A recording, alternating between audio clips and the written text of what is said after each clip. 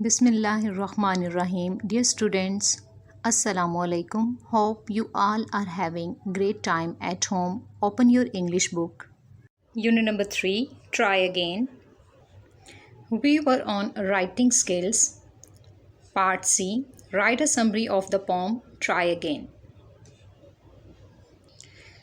You know, in this poem, the poet wants to make us aware of the importance of trying again. He advises us to keep on trying patiently, courageously, and steadily without fear of failure to achieve our goal.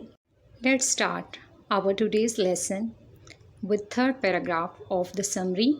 The poet makes it clear, शायर इसे वाज़िया करता है that when we try to be successful, कि जब हम कामयाब होने के लिए कोशिश करते हैं, failures are natural to us, तो नाकामियाँ हमारे लिए फितरी हैं.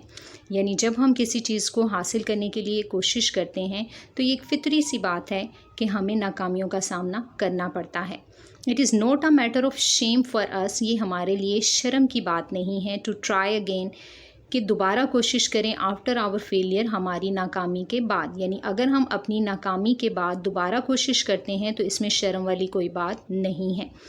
As a matter of fact, सच ये है, our failure is a major step forward, हमारी नाकामी एक बड़ा कदम है आगे की जानिब, in the achievement of our goal, हमारे मकसद के हसूल के लिए.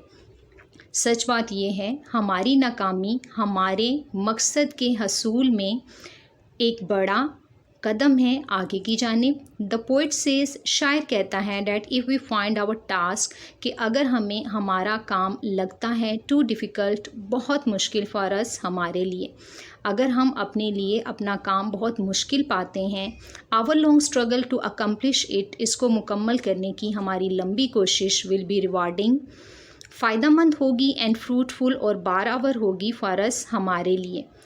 इसे मुकम्मल करने की हमारी लंबी कोशिश हमारे लिए फ़ायदेमंद और बारावर, या जिसको आप कह सकते हैं नतीजा खेज़ होगी. Now move on to paragraph number 4. He wants us to give up, वो हमसे चाहता है कि छोड़ दें आवर फॉल्स आइडियाज़, अपने गलत नज़रियात को, and get rid of complexes, और छुटकारा पाएँ जहनी उलझाव से. वो हमसे चाहता है कि हम अपने गलत नज़रियात को छोड़ दें और अपने जहनी उलझाव से छुटकारा पाएँ. The poet says that we should keep the fact in mind, शायर कहता है कि हमें ये हकीकत जहन में रखनी चाहिए, that all human beings are alike, कि तमाम इंसान एक जैसे हैं.